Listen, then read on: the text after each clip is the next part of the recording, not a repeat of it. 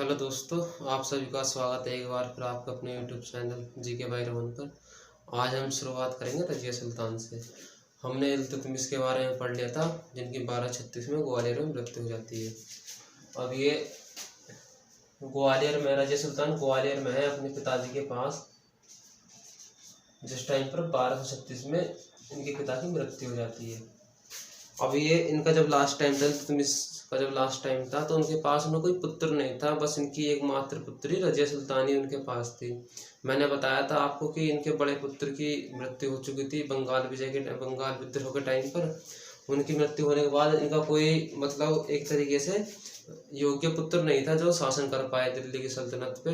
तो इन्होंने अपने पुत्री को मतलब शासकीय घोषित कर दिया था। वहाँ का एक ने पत्र लिख के दिया था और उसमें इनको शासकीय घोषित कर दिया था कि मेरे बाद मेरी पुत्री शासन करेंगी दिल्ली की सल्तनत पर क्या होता है, इनके छोटे भाई होते हैं रुकनुद्दीन फिरोज शाह और उनकी माता एक षड्यंत्र करके और रुकनुद्दीन फिरोज शाह को वहाँ का शासक बना देती हैं, जो कि एक योग्य शासक नहीं थे वहाँ के। रुकनुद्दीन फिरोज शाह नाम था इनका, इनके छोटे भाई थे ये, जो कि एक योग्य शासन नहीं है। इनकी माता इनको षड्यंत्र करके और शासन चलाती हैं। रुकनुद्दीन फिरोज शाह बस एक नाम मात्र के शासक हैं। इनकी माता यहाँ से शासन चला रही हैं दिल्ली की सल्तनत से। और एक दिन क्या होता है, जब रजिया सुल्तान ग्वालियर से लौटती हैं तो इनके पिताजी ने इनको शासिका तो बना दिया था, शासिका घोषित करके चले गए थे। वो इन्हें पत्र दिए गए थे लिख के कि मेरे बाद जो दिल्ली की सल्तनत पे शासन करेगा वो मेरी पुत्री होंगी, क्योंकि इनका कोई योग्य पुत्र था नहीं। बस ये नहीं, रजिया सुल्तान को ही एक योग्य अपनी पुत्री के रूप में देखते थे। तो अचानक क्या होता है, एक दिन ये रजिया सुल्तान जब दिल्ली में पहुंचती हैं, इनका रुकनुद्दीन फिरोज शाह नाम का भाई गद्दी पर बैठा हुआ दिल्ली सल्तनत की। तो ये लाल वस्त्र धारण करके जनता के सामने प्रस्तुत हो जाती है। लाल वस्त्र मैंने आपको बताया था कि इल्तुतमिश के टाइम पर एक न्याय का प्रतीक था, यानी कि जिसको न्याय चाहिए होता था वो लाल वस्त्र धारण करके जाता था और उसको न्याय मिलता था। जैसे ही जनता के सामने प्रस्तुत होती है तो जनता एक तो रुकनुद्दीन फिरोज शाह के शासन से उस टाइम पर बहुत दुखी थी। उसने कर वर ज़्यादा लगा रखे थे और जनता में इतना उसके प्रति लगाव नहीं था कि रुकनुद्दीन फिरोज शाह से इतनी खुश हो। अब जैसे ही ये रजिया सुल्तान पहुंचती जनता के बीच में, तो एकदम जनता ये सारी उसको रुकनुद्दीन फिरोज शाह को हटा के रजिया सुल्तान को शासक बना देती है दिल्ली की। और ये दिल्ली की गद्दी पर बैठती हैं। ये दिल्ली की गद्दी पर बैठने के बाद कुछ टाइम के लिए तो जितने भी तुर्क सरदार होते हैं, यानी कि जो 40 सरदारों का एक गुट था, वो इनके समर्थन में आता है शुरुआत में। पर लेकिन क्या होता है, कुछ टाइम बाद जितने भी वहाँ के तुर्क सरदार थे, तुर्क अमीर थे, इनके खिलाफ हो जाते हैं, क्योंकि वो सोचते हैं कि एक तरीके से ये हम पर एक महिला शासक कर रही है, महिला शासिका करती है। तो वो इसको सही नहीं समझते थे कि हम पर एक महिला शासक करेगी। हम में से इतने तुर्क सरदारों में से कोई ये क्या योग्य नहीं है कि जो एक महिला हम पर शासक चलाएगी, राज चलाएगी। अब आज के टाइम पर भी देख लो, इतना मान जाता है, महिलाओं को इतना सम्मान नहीं दिया जाता। तो उस टाइम पर तो और भी ज़्यादा होगा कि महिलाओं के प्रति इतना भेदभाव होगा। तो ऐसा ही उस टाइम पे सरदार और जितने भी इनके 40 सरदारों का गठन गुट था, वो सब ऐसे ही सोच रहा था। तो इनके खिलाफ षड्यंत्र करना शुरू कर देते हैं।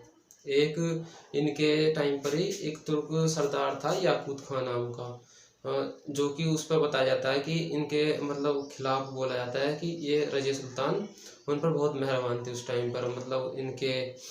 बोला भी जाता है कि इन्हें बदनाम भी करा जाता है इसके लिए कि ये उससे प्रेम संबंध है, उनके प्रेम संबंध बताए जाते हैं याकूत खां से।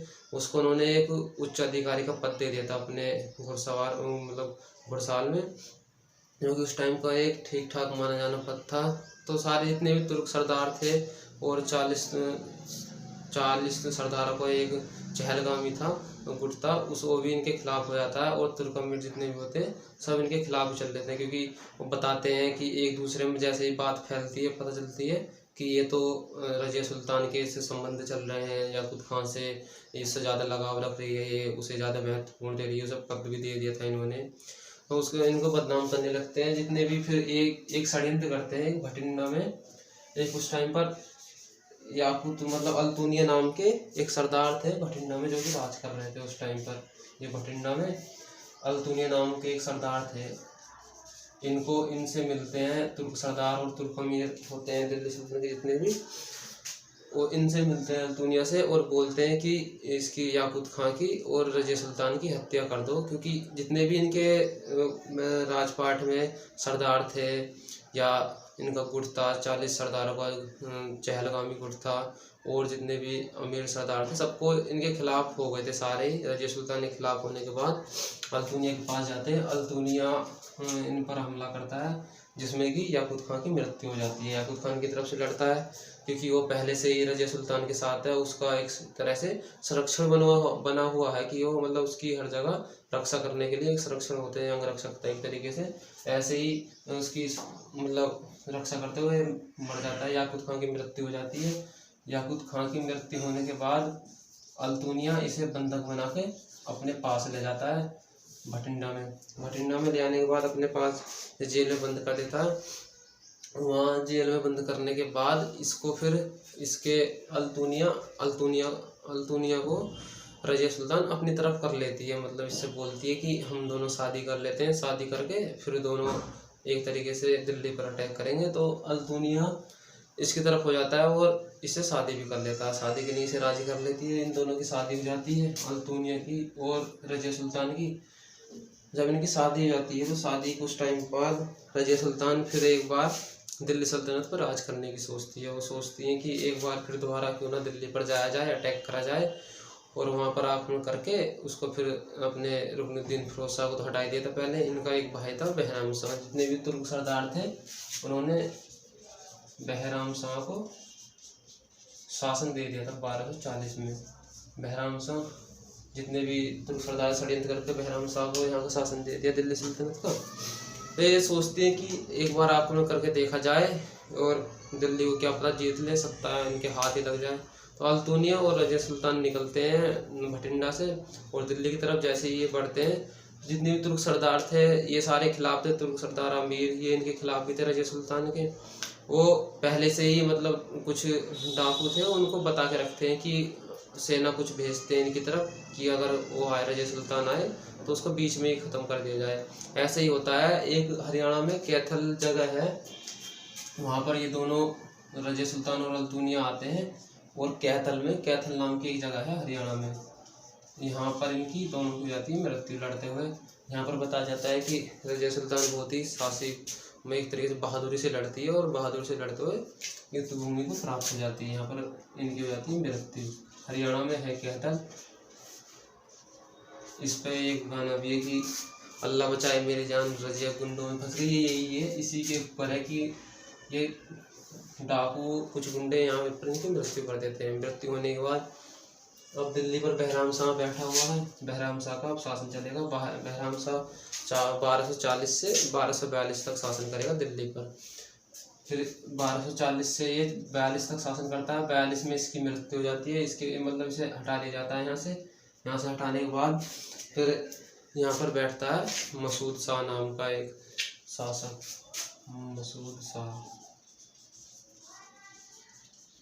मसूद शाह बैठता है 1242 में। 1242 से ये 1246 तक शासन करता है। इसके टाइम पर एक बलबन नाम का एक तुर्क सरदार था। तुर्क ये इन्हीं की मध्य दिल्ली सल्तनत में ही शमसी वंश है ये सारा। इस टाइम पर ये शमसी वंश है। शमसी वंश के टाइम पर ये इनके शासनकाल में आया था। ये इस पर ठीक ठाक पद था। ये अधिकारी उच्च अधिकारी के पद पर नियुक्त था बलबन। और इसे युक्ता मतलब एक जहागिरी दी गई थी हाँसी की, जो कि हिसार में पड़ता है मसूद शाह के टाइम पर। हाँसी हरियाणा में है हाँसी। इसको यहाँ का इक्तेदार बनाया गया था। यहाँ की जहागीर थी इसके पास, बलबन के पास। बलबन इसी के टाइम से है।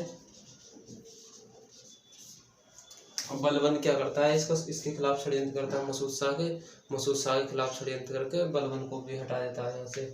बलबन को हटाने के बाद फिर यहाँ पर बैठेगा एक महमूद नाम का शासक अपनी तरफ से, मतलब बलबन बैठाता है उसे। महमूद नाम का शासक होता है। महमूद बैठता है इसके बाद 1246 से, जो कि 1265 तक राज करेगा। 1265 तक शासक तो ये बना हुआ है दिल्ली सल्तनत की गद्दी पर, तो बैठा तो महमूद है, पर लेकिन चला सारा बलबन ही रहा है यहाँ से। मतलब शासन जो देख रहा है एक तरीके से बलबन के हाथों में ही है, बलबन चला रहा है शासन। बलबन को ये अपने टाइम पर 1249 में ये उलूग खां की उपाधि देता है। ये पूछा भी जाता है कि उलूग खां की उपाधि किसने दी। उलूग खां की उपाधि महमूद ने दी थी अपने टाइम पर 1249 में। अब 1265 में महमूद शाह की हो जाती है अचानक मृत्यु, जो कि शमसी वंश का लास्ट शासक था। इसके बाद में बस कोई इसका उत्तराधिकारी था नहीं। ये फिर बलबन है, बलबन अपने नाम से शासन करेगा यहाँ, जिसकी उपाधि उलूग खां है। 1265 में बैठता है फिर बलबन। 1265 में बलबन शासन करता है दिल्ली की सल्तनत से, जो कि उलूग खां इसकी उपाधि है। उलूग खां इसकी उपाधि है। अब ये यहाँ से शासन करेगा। जब ये गद्दी पर बैठता है, दिल्ली की जितने भी अमीर होते हैं, तुर्क अमीर होते हैं, उनको अपनी तरफ मतलब आकर्षित करने के लिए या उन्हें एक तरीके से अपनी तरफ करने के लिए ये बोलता है कि मैं एक ईरान में शहंशाह का वंश, ईरानी शहंशाह का वंश हूँ। मैं ईरान में जो राज कर रहे हैं उन्हीं का वंश हूँ मैं। मतलब अपने आप को साबित करता है कि ईरानी शहंशाह का वंशज हूँ। उस टाइम पर ईरान में ठीक ठाक शासन कर रहे थे, ईरान के शासक ठीक ठाक थे उस टाइम पर, शक्ति ठीक ठाक थी ईरान के शासकों की। तो अपने आप को ईरानी वंशज बताता है। इससे तुर्क अमीर सरदार जितने भी थे, अमीर थे, तुर्क अमीर थे, उनके सामने एक इसकी सही दृष्टि बनती है, मतलब सही इमेज बनती है उनके सामने कि हाँ ये ठीक ठाक वंश का शासक है और ये सही शासन चलाएगा। यहाँ से ईरानी वंशज के नाम से गद्दी पर बैठ गए हैं दिल्ली की। अब भारत में सबसे पहले नौरोज, नव वर्ष की यानी नए साल की शुरुआत, जो कि एक फारसी त्यौहार है, सबसे पहले इन्हीं ने करी थी। फारसी त्यौहार है नौरोज, नवरोज या नव वर्ष बोल देंगे इसे। इसकी शुरुआत सबसे पहले इसी ने करी थी। मतलब माना जाता है बलबन ने ही सबसे पहले शुरुआत करी थी इस त्यौहार की। और इसी ने एक सजदा और पेगोस नाम की दो प्रथा चलाई थी। सजदा और पेगोस अपने टाइम पर इसने दो प्रथा चलाई थी, जिसमें कि अपना मान सम्मान बढ़ाने के लिए चढ़ाई थी, मतलब बनाई थी ये प्रथा अपने आप को और सही शासक प्रस्तुत करने के लिए ये प्रथाएं चलाई थी इसने। जिसमें सजदे में तो होता है कि सर झुका के किसी को एक तरीके से प्रणाम या उसका सम्मान करते हैं, कोई भी मतलब राजा है सजदे में। और पेगोस में ऐसा होता था कि राजा के सामने प्रस्तुत होके और राजा के पेट के बल लेट के राजा के पैर चूमा करते थे। तो ये दो प्रथा थी जो कि इसी ने चलाई थी बलबन ने।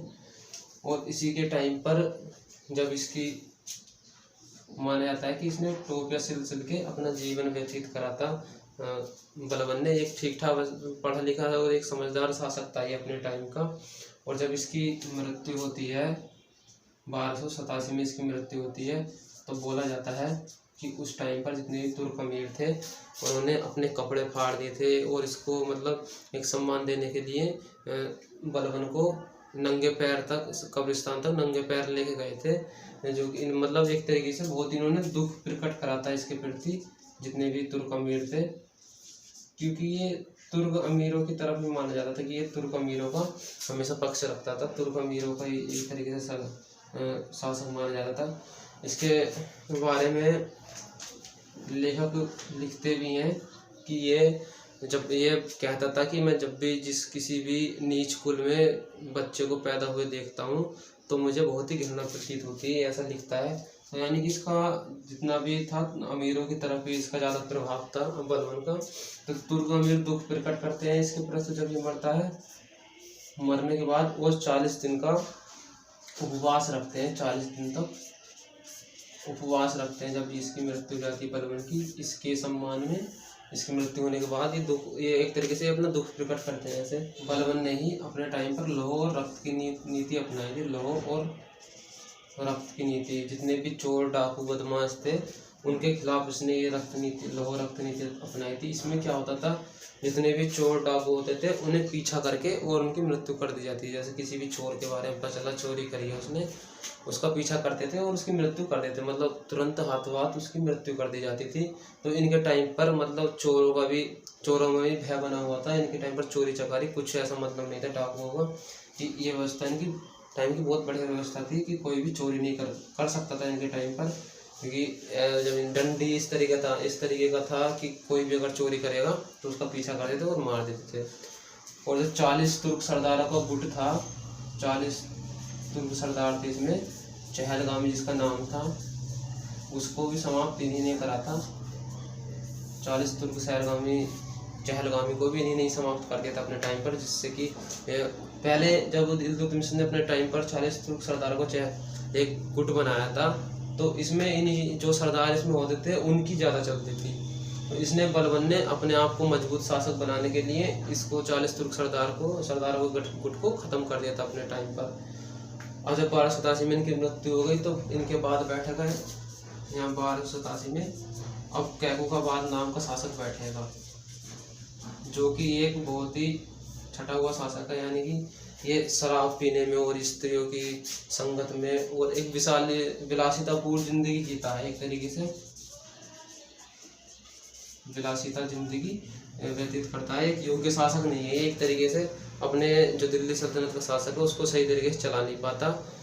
इसकी माताएं ज़्यादा शासन की तरफ ध्यान देती है। क्या हुआ बात को बोलते भी थे कि इतना ज़्यादा स्त्रियों की संगत में और विलासिता जिंदगी पूर्ण करना सही नहीं है दिल्ली सल्तनत के लिए। ये एक तरीके से विनाश का रूप धारण करेगा आगे जाके। तो यही होता है, इसकी फिर मृत्यु हो जाती है, सही से शासन चला नहीं पाता क्योंकि एक योग्य शासक नहीं है।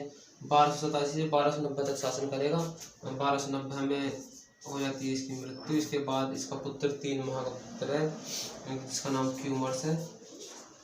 क्यूमर्स बैठता है दिल्ली सल्तनत की गद्दी पर बैठता है, जिसका अंगरक्षक संरक्षण एक तरीके से या अंगरक्षण बोल देंगे, संरक्षण बनता है जलालुद्दीन खिलजी। जलालुद्दीन खिलजी इसका संरक्षण बनता है। इसकी क्यूमर्स की हत्या 1290 में ही कुछ टाइम बाद जब गद्दी पर बैठाते हैं इसको, कुछ टाइम बाद इसकी मृत्यु कर देता है जलालुद्दीन खिलजी। अब 1290 से एक नया वंश शुरू होगा दिल्ली सल्तनत पर, जो कि खिलजी वंश नाम है इसका। ये महत्वपूर्ण वंश है ये भी, इसके बारे में बहुत से क्वेश्चन आते हैं एग्जाम में। मैंने आपको एक सही तरीके से कहानी के रूप में और एक फैक्ट के रूप में कुछ बताने की कोशिश करी है कि कितने रजिया सुल्तान के शासक और बलबन के बारे में कुछ बातें बताने की कोशिश करी है। और आपको वीडियो हमारी अच्छी लगे तो चैनल को सब्सक्राइब करना और जो लाइक करना, सब्सक्राइब करना चैनल को। आपका बहुत बहुत धन्यवाद हमारे वीडियो को देखने के लिए और टाइम देने के लिए।